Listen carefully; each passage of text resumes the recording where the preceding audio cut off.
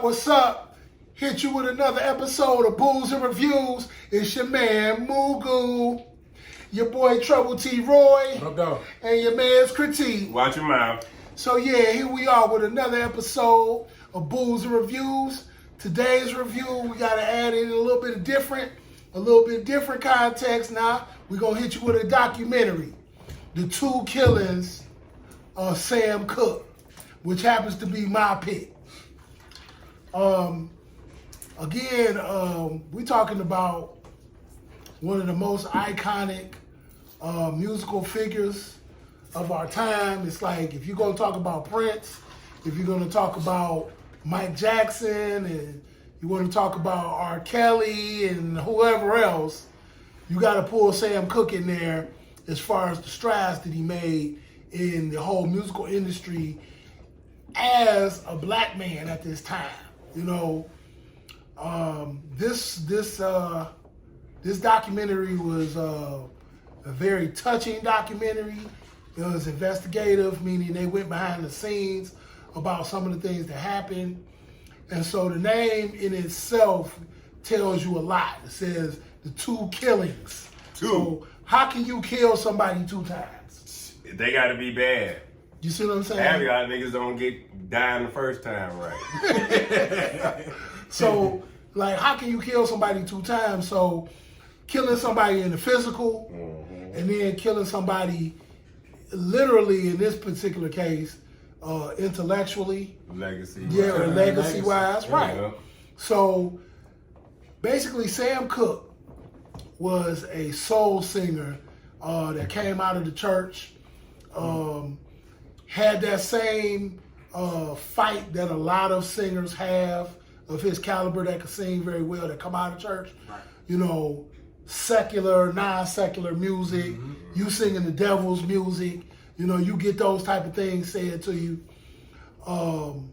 So he really fought with that, but he really wanted to not only be known well on the church circuit, but he wanted to be known around the world. And the only way to do that is to come out of the church and do secular music. After working the Chitlin Street. Exactly. So, Chitlin Circuit. Yep, the Chitlin Circuit. So, and if some of y'all don't know, you know, I'm glad that Critique brought it out. The Chitlin Circuit is a small circuit of places where black entertainers performed and made their money and they living during the Jim Crow and segregation era. And that was their means of feeding themselves. Yeah. So they went to a lot of different small venues, whether it be South, Midwest, East Coast, West Coast, whatever. These little small venues, they would do, what they say, sometimes 2 or 3 a night, or maybe 2 a night, just to, you know, keep everything rolling. So Sam Cooke at this time was singing with a church group called the Soul Stirrers. And everybody knows them. They're very well known, but only on the church circuit. So what do you think he did after that? Well, since hindsight is 2020, he worked it for as long as he can, but his mind, his body, and his soul was destined for something bigger. He wasn't gonna stay there, but he worked his way up, whether it be quick or fast, but it was quick. And as far as the Chitlin Circuit, he worked it for as long as he knew that he was destined for bigger things. Right, and then they was in a place where the gospel singers back then, they was kind of like reluctant to make secular music because they thought, you know, they was doing like the devil's work or whatever. So it was like a reluctance there. But, you know, when you listen to a lot of his music, you can tell that it, you know, it originated from that gospel sound. Yeah. So, yeah. And he had a very distinct singing style. He had a manly voice, let's put it like that. He could hit high notes, but he basically stayed in a manly tone. But the way that he sung was a flutter. And they were like, wow. He had just replaced somebody in the Soul Stirrers, one of their lead singers, but he wound up making it his own. I forgot his name, too. Yeah, he wound up making it his own. And so now he moves on to start recording. You know some of his greatest songs, A Change Gonna Come, which still to this day speaks to us on many different levels. Just not only on a musical level, but just on a whole revolutionary style. It gives you some type of a feeling that, you know, whatever you're going through at that time, something's going to change and change is going to come. And he was really speaking about the times because people, you know, our people, black people, were just not being respected. And, you know, people getting killed, Medgar Evers, Malcolm X, Martin Luther King. People were being killed at this point in time, and it wasn't just some conspiracy theory. Things were just happening.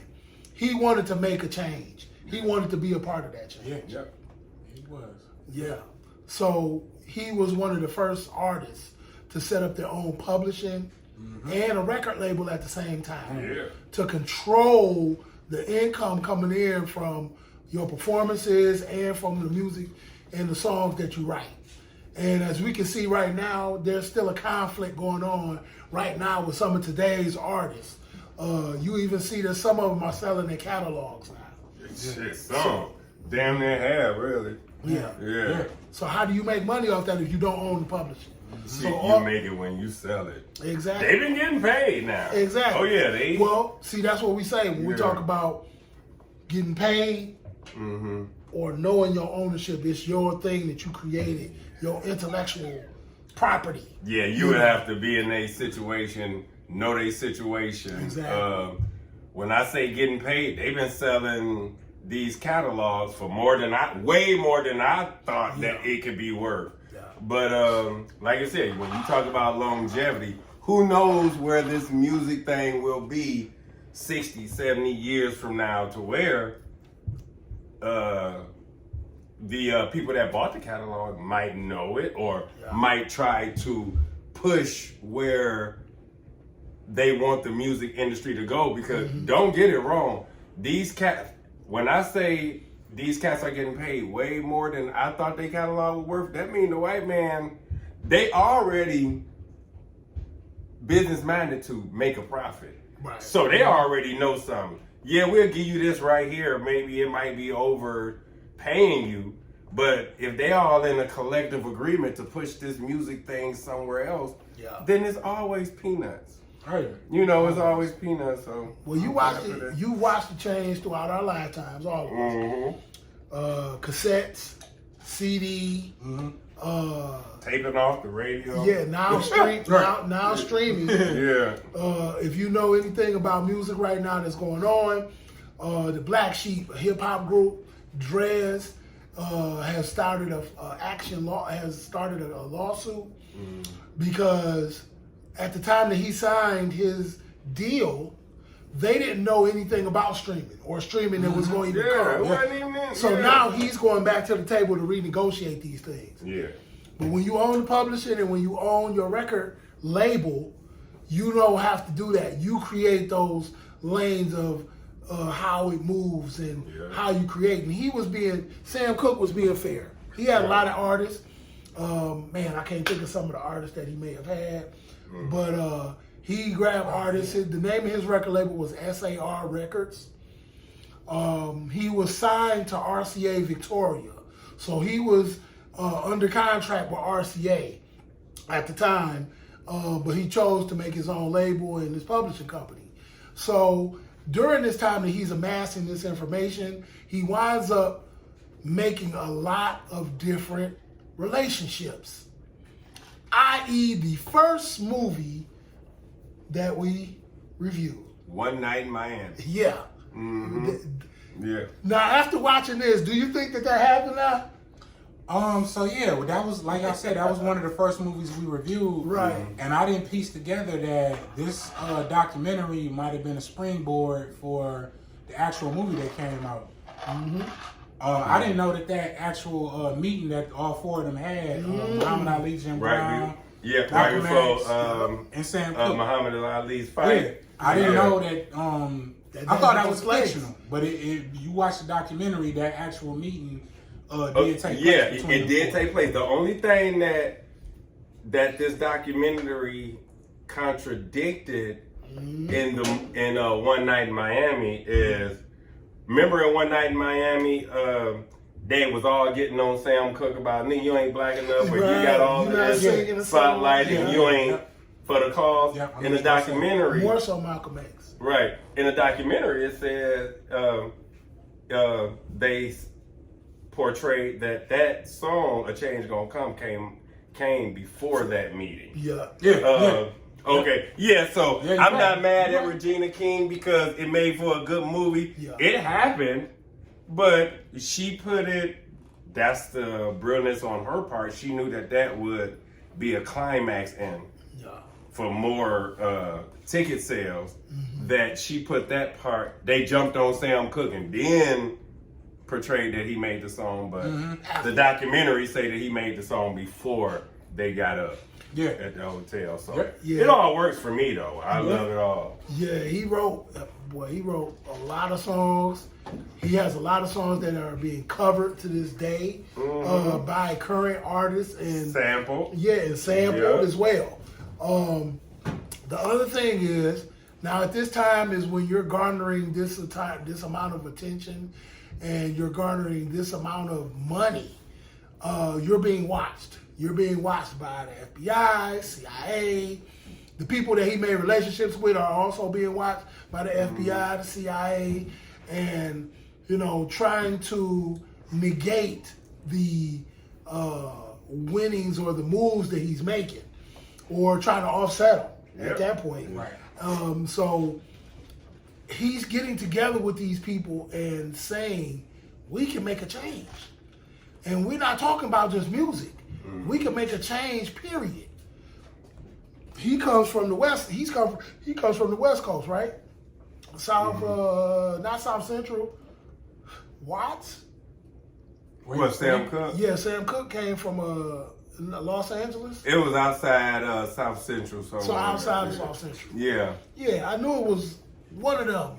Well, that's saying where he was from? Yeah. I thought he was from, He's from the West Coast. Originally from Mississippi. There you go. Yeah. Yeah, when he And I think he might have ended up in Chicago. Yeah, he wound up moving. Yep, he wound up moving to Chicago. Yeah. Exactly. And that was kind of where his setup and headquarters was. But I think at this point in time, I think is again, he's garnering power. He's garnering a lot of different relationships with different high-powered people. Some are NFL, boxing, other singers, and he's trying to get a coalition. He's pulling these people together to pool their money to do something that will forward the African American, Afro American, black people in the country at that time. And at 33 years of age, which is obscenely young, he winds up losing his life in a very unflattering way. Mysterious. Yeah, mysterious and unflattering. Yeah, don't get that. Yeah. So you got to definitely watch the documentary to see how this all culminates and where it comes down to the end. But it definitely stirs something in me, being a MC, a hip hop, being an artist at this point. It stirs something in me a lot because the control of your music, your creative fruits, the fruits of your labor that you create, that somebody would take it and make billions and billions of dollars off of it, while you possibly will be making peanuts. And it's kind of a hard pill to swallow. And I think some of us and some artists may be in bad situations where they feel like, I'm gonna do this because I need to make money and I need the money. And it doesn't matter what happens to what I have. But there's a quick little story about the Lion King. So when the Lion King came out, the actor that actually sung the Lion King was offered $100,000 to sing that. His mother, Jason Weaver, Jason Weaver. They asked him, you want to take that? And his mother said, well, what would happen if he doesn't take the money? Well, he would be paid royalties over time. He took the royalties. And being paid royalties over time was way more than the $100,000 that he would have got that one payment. Yeah, I move. So these things all kind of correlate to Sam Cooke and having his record label and owning his publishing to get those royalties.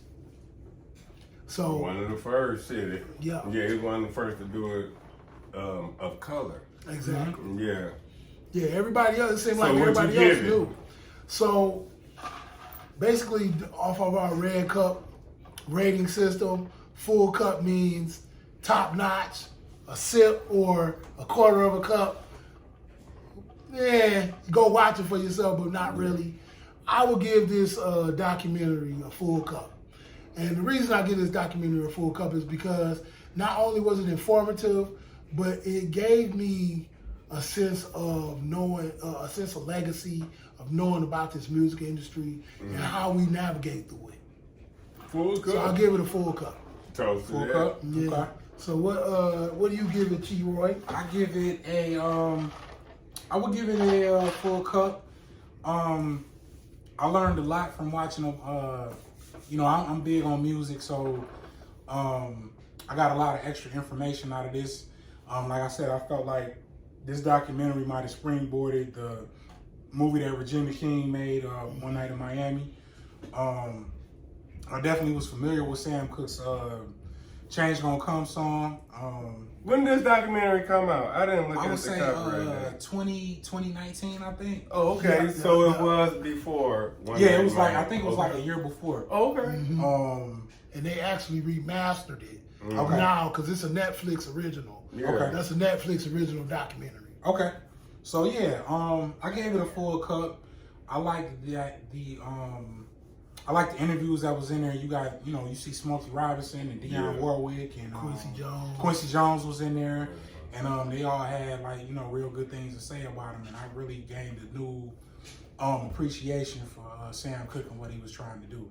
Yeah, I be liking Kevin Pollard's take on shit too. Yeah, him too. Yeah. I think he was a reporter for I think The Source. So that was the guy with the skull cap on, right? Yep. Yeah. Okay. Yep. So. Yeah, a lot of people don't like him, but Yeah. and a lot of people don't like people who tell the hard, critical, crazy truth either. Right.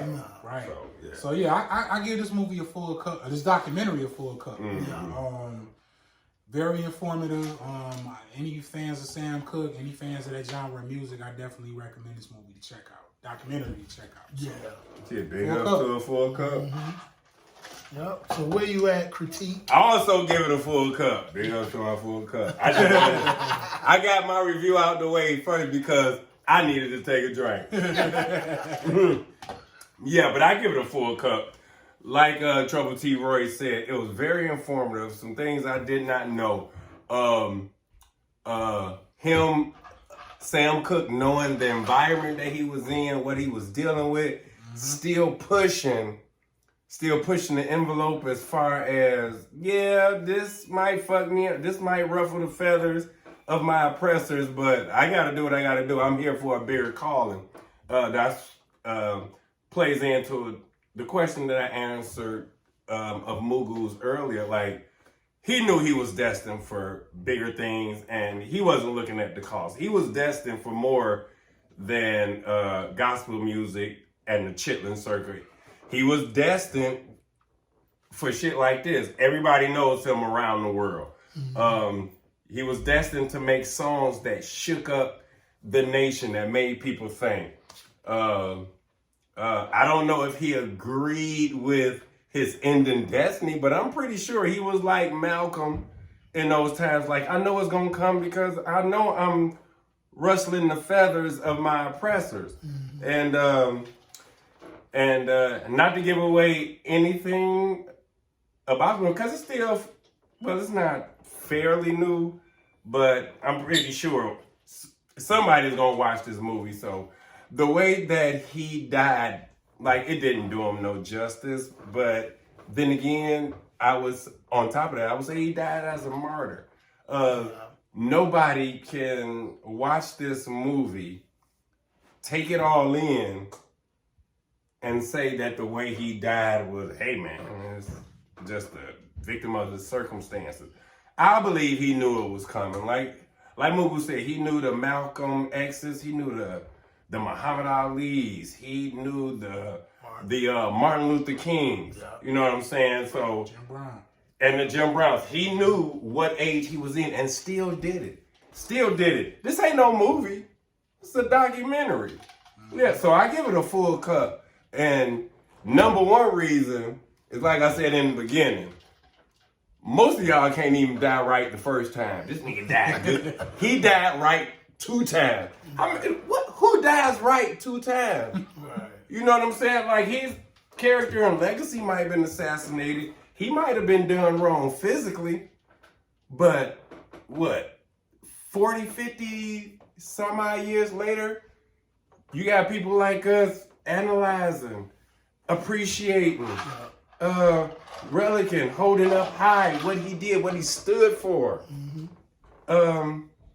and what path he laid for what we have now. Now you got, who said, you got people already owning their publishing, already owning their masters, and they're selling it.